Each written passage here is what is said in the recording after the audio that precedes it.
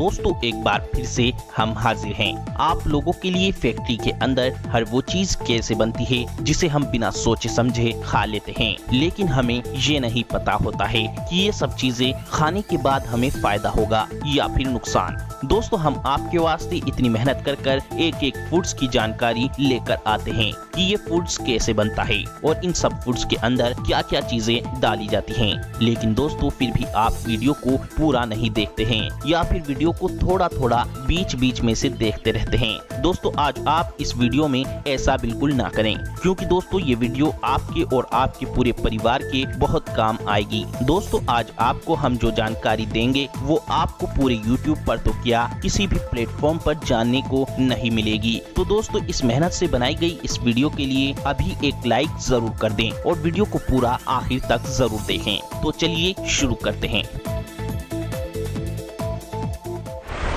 Capsule making process. दोस्तों जब भी कोई व्यक्ति बीमार होता है तो उस व्यक्ति को डॉक्टर दवाई के रूप में कैप्सूल भी दे देते हैं। दवाई के रूप में लिया जाने वाला कैप्सूल हर व्यक्ति ने खाया होगा, शायद ही कोई ऐसा व्यक्ति हो जिसने कैप्सूल ना खाया हो। लेकिन दोस्तों आप ये बात जरूर जानकर चौंक जाएंगे, इस कैप्सूल को बनाने में सुअर और सांड के मांस का यूज किया जाता है। दोस्तों कैप्सूल का जो कवर होता है वो देखने में प्लास्टिक का लगता है, लेकिन दोस्तों ये कवर जिलेटिन से बना होता है। जिलेटिन मांसाहार की श्रेणी में आता है। जिलेटिन बनाने का एकमात्र स्रोत जानवरों का मांस ही होता है। इस जिलेटिन को बनाने के लिए सुअर और सांड का इस्तेमाल किया जाता है, जो इन जानवरों के खून और इनके जोड़ों के अंदर पाए जाने वाले टिश्यू को उबालकर इस जिलेटिन को प्राप्त किया जाता है। और ये जिलेटिन बनाने की सारी प्रक्रिया फैक्ट्री के अंदर ही होती है। जिलेटिन का अपना कोई स्वाद और खुशबू नहीं होती है। ये जिलेटिन बनने के बाद बिल्कुल प्लास्टिक के जैसा ही लगता है। जिलेटिन दो प्रकार के होते हैं, पहला पेड़ पौधों से तैयार किया जाने वाला और दूसरा मांस से तैयार किया जाने वाला। पेड़ पौधों से तैयार किया जाने वाला जिलेटिन काफी महंगा होता है। ये जिलेटिन इन कैप्सूल के दाम 4 से 5 गुना तक बढ़ा देता है। इसीलिए कंपनियां ज्यादातर जानवरों से प्राप्त सस्ते जिलेटिन का ही उपयोग करती हैं। कौन सा कैप्सूल जानवरों के मांस से तैयार किया गया है, इसकी पहचान का सबसे सरल तरीका ये है कि जिस कैप्सूल के पैक के ऊपर हार्ड जिलेटिन लिखा होता है वे कैप्सूल जानवरों के खून और मांस से तैयार किया होता है। दोस्तों कैप्सूल फैक्ट्री में बनाने के लिए सबसे पहले कंपनियां कैप्सूल के कवर को तैयार करती हैं। कैप्सूल के कवर को तैयार करने के लिए कंपनियां सबसे पहले जानवरों के खून और जानवरों की हड्डियों के अंदर से उनका प्रोटीन और टिश्यू को निकालकर इन्हें उबालती हैं और फिर जिस कलर का कैप्सूल बनाना होता है उस कलर को मिक्स कर कर कंपनियां एक लिक्विड तैयार कर लेती हैं। इसके बाद कैप्सूल नुमा मेटल के सांचों को इस लिक्विड में डुबोया जाता है, जिससे इन सांचों पर ये लिक्विड चिपकने के बाद कुछ ही देर में एक कैप्सूल के कवर का रूप ले लेता है।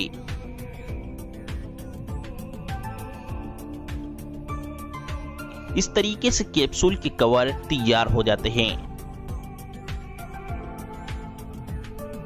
और फिर इन कैप्सूल के कवर के अंदर दवाई के पाउडर को भरा जाता है।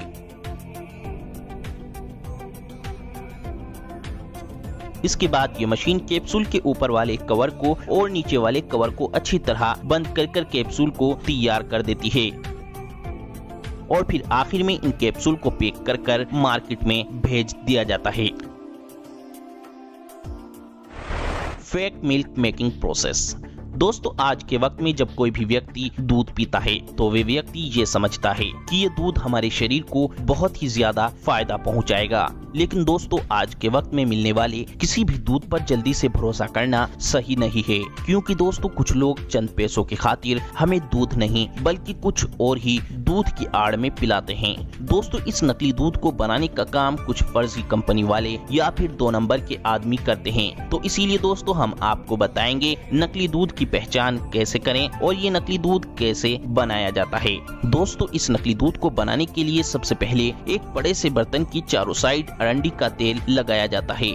इससे दूध के अंदर झाग ही झाग पैदा होते हैं। फिर इसके अंदर सोडियम हाइड्रोक्साइड और न्यूट्रलाइजर को डाला जाता है और फिर इसमें दूध को इसका व्हाइट रंग देने के लिए इसमें कलर को डाला जाता है और दूध को टेस्ट देने के लिए सस्ते फ्लेवर को डाला जाता है। और फिर इसमें पानी को डालते ही ये नकली दूध तैयार हो जाता है। ये नकली दूध बनने के बाद ये कोई नहीं बता सकता है कि ये नकली दूध है या फिर असली दूध। दोस्तों आजकल मिल रहे नकली दूध की पहचान का तरीका ये है कि जब आप दूध को उबाल देते हैं तो दूध का हल्का सा कलर पीला पड़ सकता है, या फिर दूध को उबाल देने के बाद जब दूध को छाना जाता है तो दूध छानने के बाद आपको बहुत ही छोटी छोटी सफेद कलर की फुटके देखने को मिल सकती हैं, क्योंकि नकली दूध को बनाने में जिस पाउडर का यूज होता है वो पाउडर दूध को उबाल आने के बाद छोटी छोटी सफेद गोलियों का रूप ले लेता है।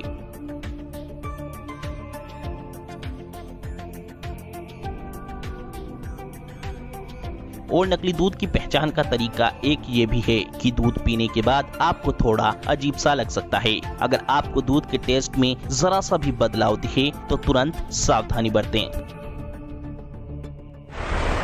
Sprite making process. दोस्तों आप जो स्प्राइट पीते हो, क्या आपको पता है ये स्प्राइट फैक्ट्री के अंदर कैसे बनती है और इस स्प्राइट को बनाने में किन किन इंग्रेडिएंट्स का यूज किया जाता है। दोस्तों फैक्ट्री में स्प्राइट बनाने के लिए सबसे पहले एक बड़े से मिक्सर में कार्बोनेटेड वाटर को डाला जाता है। फिर इसमें citric acid, high fructose corn syrup, sodium benzoate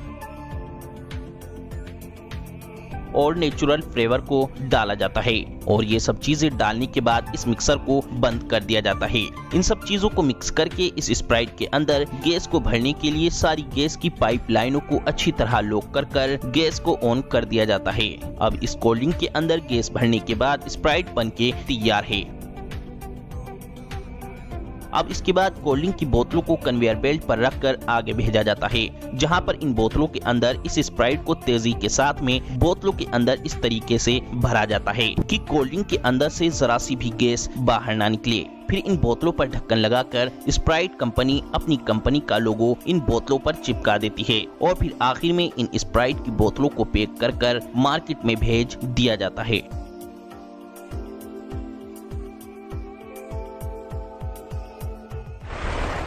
fake vegetables making process.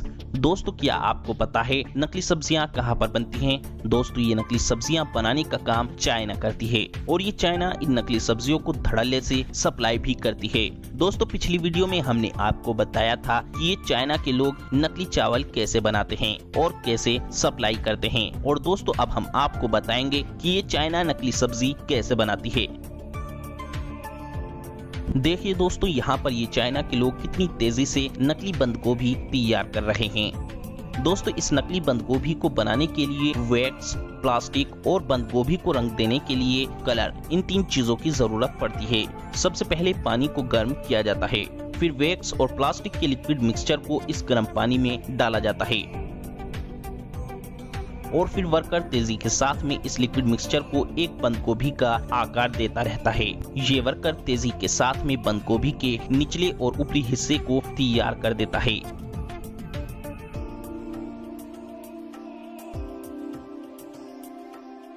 फिर इस बंद गोभी को काटा जाता है। काटने के बाद ये बंद गोभी अंदर से खाली होती है।